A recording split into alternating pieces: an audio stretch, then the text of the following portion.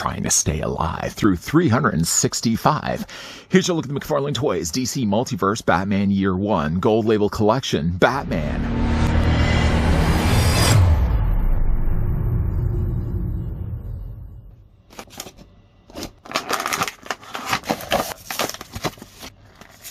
One of the most important and critically acclaimed Batman adventures ever, Batman Year 1 tells the entire dramatic story of Batman's first year fighting crime.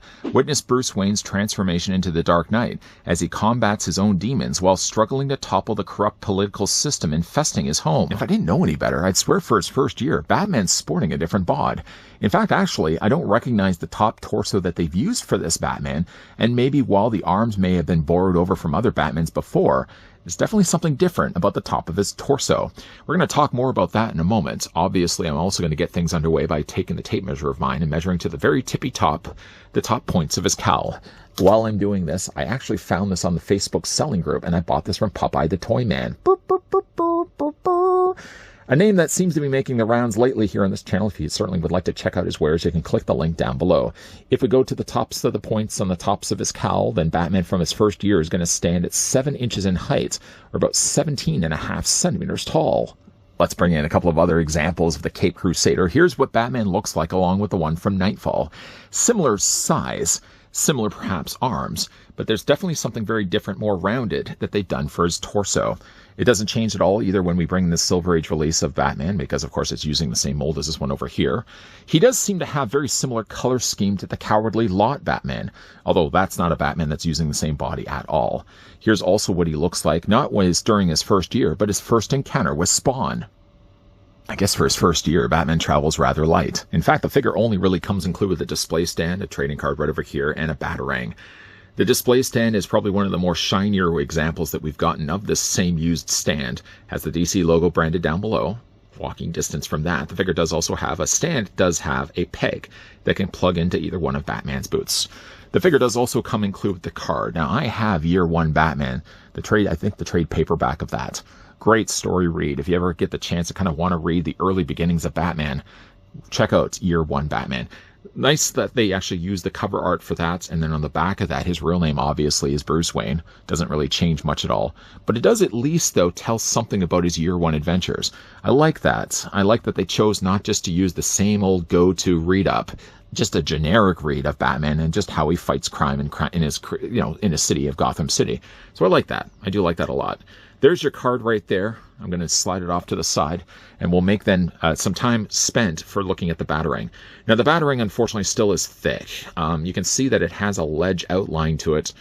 They still have not changed the problem that's facing all these Batarangs, is that they're overly thick. They're, I guess, of a size that's still decent enough for Batman. I don't know, though, if you look at the pockets on his utility belt, how there'd be any way that he'd be able to fit a Batarang of this size inside one of these smaller sized pockets. Still, you can take yourself the Batarang. Now, he unfortunately doesn't have any other changed out hands, so you're stuck, unfortunately, with a closed fist, and then you're stuck with the only available hand to do all the work of holding Batarangs. Just kind of take the Batarang, fit it into his hand, and Batman's good to go. A grapple gun or something along those lines would have been ideal to come included with this Batman. Just the go-to of always having a Batarang, I just feel by now gets a little boring. We want to kind of change things up just a little bit. I know Batman's gadgets by now, like first year doing this, the basic gadgets would be very simpler in design, but something a little bit more than a Batarang would have gone a long way. Let's move that off to the side. Getting, though, a closer look at Batman, I gotta say, I really do like the look of this figure a lot. It does evoke sort of the early days of Batman fighting crime. I mean, again, I don't really recognize this torso piece right here. If you do, you can certainly let me know down below in the comment section. I may be even looking too far into the realm of Batman figures. Maybe I'm sure this is a torso piece that's been used before, like for a Superman or some other of the DC superhero figures. The torso is definitely a little bit more rounded right here. Before we talk, though, about that, again, going back to the head sculpt right here, is certainly a little more grimaced, grumpier looking Batman. He takes things very seriously at this point. The face, the only thing I would really have changed, though, is that the skin color I feel is a little too pale. It comes across a little pasty, even though the paint's applied pretty well. Maybe by the fact that they use such light paint is one of the reasons why it comes across as chalky and pasty as it does. I do actually like that they've added the white eyes. The white eyes look nice and clear and well painted. The sculpting of the cowl looks really good too. Now, this is also during the time, even though this first year Adventures of Batman, this isn't the first year that Todd's been releasing figures of Batman. So at least now this figure does come included with a fabric cape. If I was to describe the fabric, let's bring in, like, for example, the Cowardly Lot Batman, which again, like, if you look at the color scheme, they're very, very similar. Both of them have a very similar type of cape too, where it's like a nylon material. It's not fabric, it's not cloth. This one actually, by comparison, is a little more of a smoother material, but it definitely has a more plastic feel to it. Luckily, though, at least it does have a wire. Now, the wire runs only just on the sides. There's no wire down below, but with the wingspan, being that it does have a wire frame, you can bring the wings out like this, and you can get yourself a really nice wingspan for Batman. Touched off nicely by little tips on the ends of his cape. I really like the look of that cape quite a lot. It does look good too on the front. Now, you can go a little bit more clever with what I've just done right now. You can obviously pose the cape and have it in different ways and different poses. You can have it kind of blowing off to the side. You can do really whatever you want with it. For the torso, though, for Batman, I'm going to bring back in the example, the one I always seem to go back to, the Well House Batman, I guess, so to speak. I'm going to bring in the Nightfall Batman. And to look at the two, it does look like, even like the biceps, now that I look at it, maybe the shoulders are one thing that retained the two, but it does look like he's got a different bicep. It actually even looks like he's got a smaller bicep than Nightfall Batman. Completely different torso. I thought even maybe that they may have used the same abdomen area. This Batman, by the way, if we can just kind of bring his torso back a bit, and I have to look at the two. No, it doesn't even have, like, it's got wrinkles, but the wrinkles are in a different direction. These wrinkles are clearly across the front of his abdomen muscles. So it doesn't seem to be like they're using any bit of the, only really by the ones I was kind of thinking that they may have been using, it doesn't seem to be the case. It does look like Batman's got very rounded pectoral muscles. Usually Batman kind of has more like tapered off or flat across the top muscles. These ones definitely kind of go a little bit more inward. He does also have the bat emblem. Now, the emblem isn't actually sculpted onto the suit. This is just printed in place. So it feels just as smooth. Not that I should be running my finger across Batman's chest. No, it's just as flat as the chest that it's attached to. I like the dark color that they went with. This gray works really well for Batman. He's got very notably short gloves and equally small hands, but I think it works well for the proportions of the figure. I also really like the way they handle the utility belt, going dark, going grimy, adding all this nice black wash across it. You can see the way even like the utility belt fastens itself up. This is a cruder utility belt. I don't think by now Batman has the means to store himself any bat shields on the back of it. I do also like that it's finished all the way around. Like, these are large pockets. These are pockets that would be good for holding capsules. Maybe if he did have a Batarang that would fold up, or like a tiny little grapple gun, I'm sure those things would all fit well in place. I like the color of that. That's a color that works really well with this. You wouldn't really want to have, like with Batman having dark black and so much use of this dark gray, having a bright utility belt, I think, would have just lost the look of this. He really needs to kind of keep things low, keep things kind of on the down low. The dark color of this beige really works well with the Cape Crusader. Down below, of course, he does also have his boots. Now, the boots have really nice, interesting sculpting. These wrinkles, as you can see here, kind of form to points. They seem like they are different boots than what we've gotten before. He does also seem to have different treads on the bottoms of his feet, too. If you do know, though, the body that they're using for this Batman, it could possibly even be the case that they're bringing out something brand new. If this is a brand new for Batman's mold, or a brand new mold for Batman's body, it's a mold I would certainly like to see again.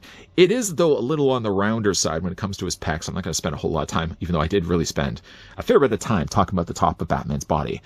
Let's talk a little bit instead about Batman's articulation. Now, his head's going to be on a ball joint. This allows the head to rotate all the way around. You can easily have the head looking up, or have it moody, lowing down, like that. You can also, of course, rock the head back and forth. His arms just have as much mobility as his head, really. His arms rotate all the way around. You can also bring them out. Bringing them out gives us a T-pose. Bringing them also out seems to maybe even bring more attention to the fact that the arms seem short. Not that that's a bad thing, because I think it works well for Batman's body.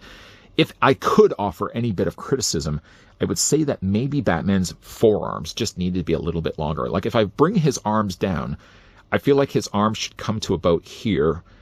They do seem like they're a little on the shorter side. That's the only thing I probably would say that this Batman needs to do a little bit better. But still, he has a swivel in his bicep, double hinge on the elbow, and the hands rotate all the way around. His upper torso, obviously, you didn't want to skip that. Upper torso is on a ball joint. Lower from that, the figure does also have that in his abdomen area as well. His legs split, they're in ratcheted joints. You can easily take the legs and move them forward and move them back, and all those things that go in between. Swivel to the top of the thigh. The figure does also have a double hinge on his knee. He has no articulation for his boots, which leads me to believe that the boot is actually painted on top of the gray plastic. He does, though, certainly have an ankle pivot, an ankle rocker, and Batman does also have toe articulation as well. It's an interesting looking Batman, one that I don't recognize. I mean, it's strange for me to say that too, because we've covered off quite a lot of Batmans during the 10-year that I've done the McFarlane Toys DC Multiverse line. Maybe I may be even looking in the wrong direction. I keep trying to look at this Batman and try to think to myself, okay, what Batman have they used before? What body parts from this Batman have they used from other borrowed Batmans? Maybe they haven't borrowed anything. Maybe they haven't, either they've pulled it from a different DC multiverse figure, top torso that is, or they've reinvented Batman's body. If they have, I think the body works really well. The only, again, thing I would probably say as a critique for the figure is I feel like his arms are a little too short. Even just to bring back in the Nightfall Batman, not to knock this one down at all. And let's just straighten out his arms. Yeah, if you really have the two displayed side by side, it's ever more apparent. Like the torso ends in the same spot, the utility belt is still in the starting same place. Yet if you look at the arms on the Nightfall Batman, his arms go about mid-thigh. Maybe that's the thing that's kind of throwing me off really on the year one Batman, is that his arms do seem short. Maybe not as much to the bicep, because again, if you match the shoulders to shoulders, the bicep to bicep, and even match the elbow to elbow, it really is the length of the forearm, I think, that's throwing off the proportions for the body. The rest of the body looks okay, and I love the color scheme that they've given this Batman. This is a Batman that does look like his year one. The thing only about it that I would say is a bit jarring is the length of his arm. If you can get past that, though, it's a really neat looking Batman. Very much, again, evokes the same sort of color scheme that we've got with the Cowardly Lot Batman, with those darker grays, like the moodier looking head sculpt. It's a Batman I think also really did need some other accessories. Yes, it's nice to go back to the well all the time and just pull out batarangs, but I think from Batman as well, for this year one adventures, he needed a little bit more than just a batarang. A grapple gun certainly would be well appreciated. For his first year adventures, it's not a bad looking figure. Yes, it does have short arms. We can't overlook that problem with the figure. But though, if you have it bent and you have him in a pose, you don't really notice that he's coming up short when it comes to his limbs. I mean, I've got him right now posed where I've got the cape kind of wrapped around his hand. Because he doesn't actually have a gripping hand on the other side, what I ended up doing was I kind of cheated. I took then the hand off the arm post. I kind of put the cape on top of the post and then very carefully put the hand on top of that. So it kind of does look like Batman's holding his cape without technically holding his cape at all. Being that this is also one of the newer released McFarlane Toys figures, he does also benefit from having a fabric cape. It's one of the nicer plastic capes. I know we have like fabric capes. Those fabric capes always have a nice flow to them. When you get to kind of this plastic material, there's like a rigidness to it. The Cowardly Lot Batman had that problem, for example. But I've noticed, though, that the material that they've used, and I don't know if this is a material that they're going to switch to using moving forward, I do think it works a little bit better. It's more collector friendly when it comes to displaying the figure. Yeah, I like the darker colors. I like the head sculpt. I do wish, though, he could have come included with some other bat gadgets. We can't always just keep going back to a bucket of batarangs, but at least he does have something. I wish he could have come with some swappable hands, but in the end, though, I'm happy that we finally have ourselves a year one Batman. What do you guys think of this figure? Let me know down below in the comment section. Does it also bother you as well that Batman does have rather short limbs? Not so much in his legs, certainly more in his arms. I did say at the beginning of this review that proportionally it worked okay. I think it works better and works more okay if you have the figure always in a pose. The moment you put his arms parallel to his body and just have him dragging him down like he's standing straight, then you'll really notice the shortcomings of Batman. Again, if you guys did want to get this one for yourself, I did grab this one from Poppy the Toy Man on the Facebook selling group. Popeye! If you guys are interested, yeah, you can click the link down below in the video description. If you guys did also enjoy this video, hey now, you can do it this solid and hit it with a like. Now, you guys want to stick around for more so, and I hope so. This isn't, by the way, the end of Batman or DC Multiverse for that matter. There's going to be a couple more coming your way for the upcoming reviews, so I hope you guys are going to be coming back for those. As always, guys, thanks for watching. See you guys next time.